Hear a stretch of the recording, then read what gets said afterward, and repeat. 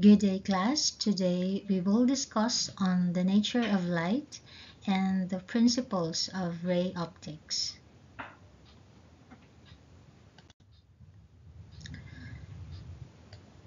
So, like all the different types of light, the spectrum of visible light is absorbed and emitted in the form of tiny pockets of energy called photons.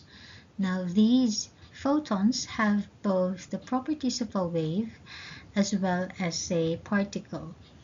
Hence, this type of property is called wave-particle duality, and the study of light in the area of physics is known as optics. So, optics is the branch of physics which is concerned with light and its behavioral pattern and properties. Ray optics is also called geometric or geometrical optics.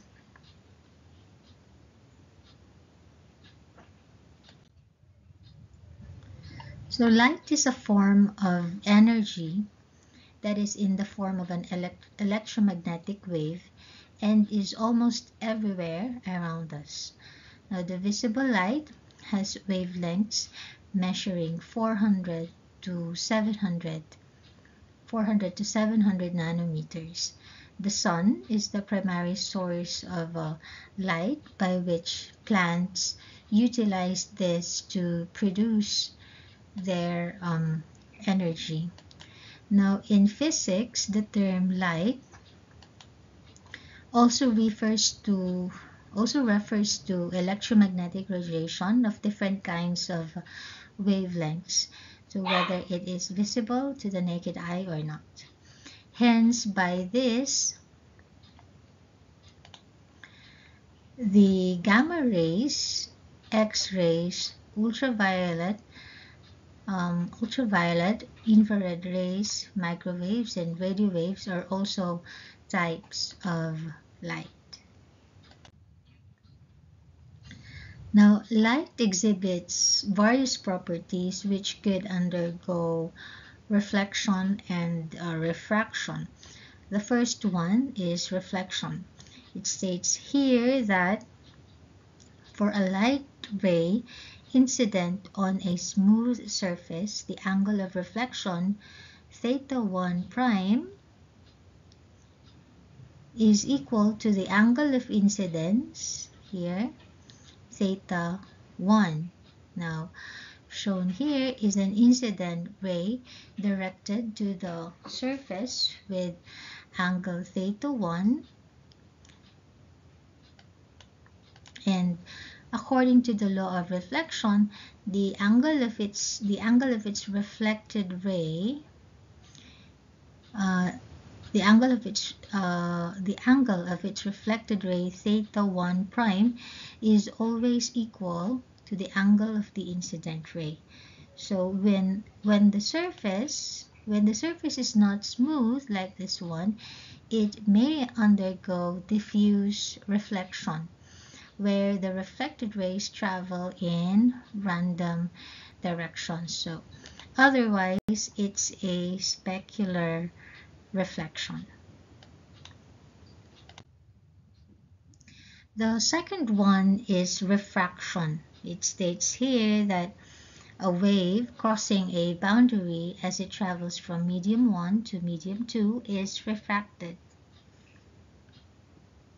The angle of refraction theta 2 is related to the incident angle theta 1 by the relationship sine theta 2 over sine theta 1 equal to the ratio of V2 over V1, where this V1 and V2 are the speeds of the wave in medium 1 and medium 2. Of course, respectively. The incident ray, the reflected ray, the incident ray, the reflected, the refracted ray, and the normal line here, and the normal line to the surface all lie in the same plane. So for light waves, Snell's law of refraction states that n1 sine theta 1 is equal to n2 sine theta 2. So where n1 and n2 are the indices of refraction in the two media. So in the upper figure shown here, part of the energy is reflected and part enters the second medium. Now, the ray that enters the second medium changes its direction of propagation at the boundary and is said to be refracted. Now, notice the angle theta 2, the refracted angle, is bent towards the normal line. So it is because the index of refraction of medium 1, which is air, is less than the medium 2, less than the index of refraction of the medium 2, which is the lucite block, or also known as acrylic glass. So this led to the slowing down of the speed of light, v2. Now, in the second figure here, the light underwent reflection and refraction. So obviously, path 1 is the incident ray, path 2 is the reflected ray, while path 3 is the refracted ray. Now, how about path 4 and 5?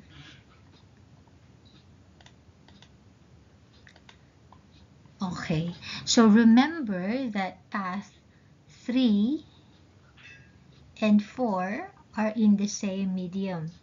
Then it acts like a reflection with incident angle here and the reflected angle on the right of the normal line. Okay, so path 5 is now the refracted ray. So because it came from path 4 with index of refraction of glass, and path 5 has an index of refraction of air. So the light incident on the acrylic glass refracts twice, that is, when it enters the glass and when it leaves the glass.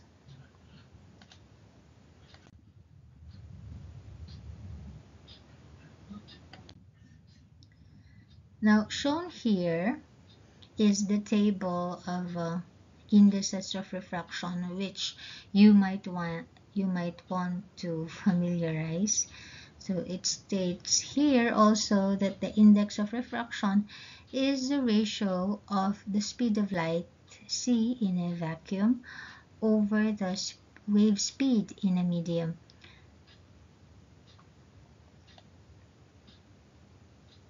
So if a wave travels from medium 1 to medium 2, which it moves with lower speed, its wavelength changes, the lambda 1 and lambda 2, but its frequency remains constant. Okay, so meaning the index of refraction is inversely proportional to the wave in a medium. So as the wave speed v decreases, then the index of refraction n increases. Therefore, the higher the index of refraction of a material, the more it slows down light from its speed in vacuum. Now, the more the light slows down, the more theta 2 differs from theta 1 in the Snell's law equation. So Again, if a wave travels from medium 1 to medium 2, in which it moves with lower speed, its wavelength changes, but its frequency remains constant. So the change in its wavelength causing it to produce varied colors. Now this behavior is called dispersion. So for a crown glass, acrylic glass, and quartz, in this figure, the material refracts RGB colors as the index of refraction is decreased. Now, suppose an observer is looking at a rainbow as shown in this figure. So if a raindrop high in the sky is being observed, the most intense red light returning from the drop reaches the observer because it deviated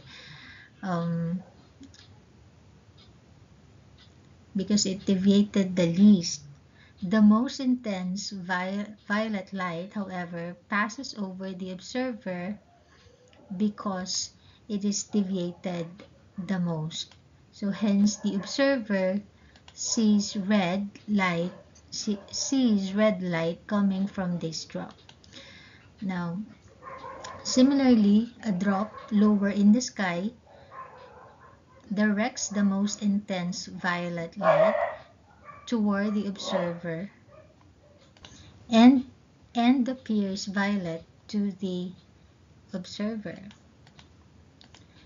Now, a double rainbow here is a natural phenomenon where two rainbows appear in the sky, with the secondary rainbow fainter and having reversed colors compared to the primary rainbow. When the sunlight enters a raindrop, it refracts or it bends and separates into its constituent colors. So if the light then reflects off the back of the raindrop and refracts again as it exits, a primary rainbow is formed. A double rainbow occurs when the light, like a mirror, reflects twice inside the raindrop before exiting. Now, the second reflection inside the raindrop changes the angle at which the light is reflected, causing the colors to appear in reverse order.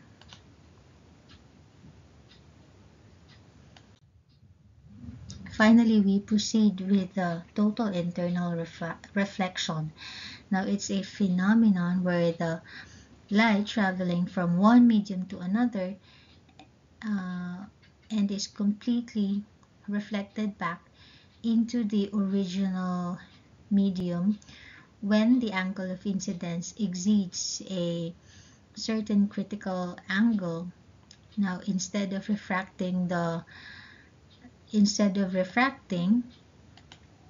the light remains within the original material. So meaning the total internal reflection is a complete reflection of a ray of light within a medium from the surrounding surfaces back into the medium. The critical angle theta c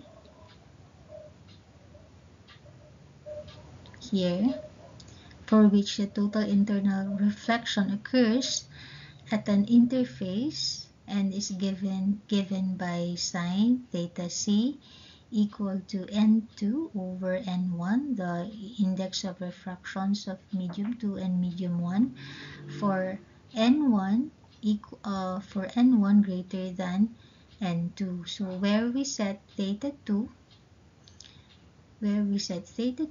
to be 90 degrees. Now, as soon as theta 2 reaches 90 degrees, looking at ray 4, as soon as theta 2 reaches 90 degrees, it will start to have a total internal reflection. Now, for angles greater than the critical angle, all the energy of the incident light is reflected. So similar with what you did in our laboratory class, you have a prism and then you direct that with a laser beam. So we have here an incident ray, we also have a refracted ray, but then we also have this part, these two here, the total internal reflection.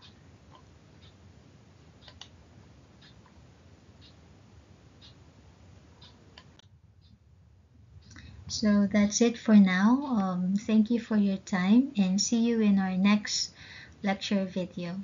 Thank you, class.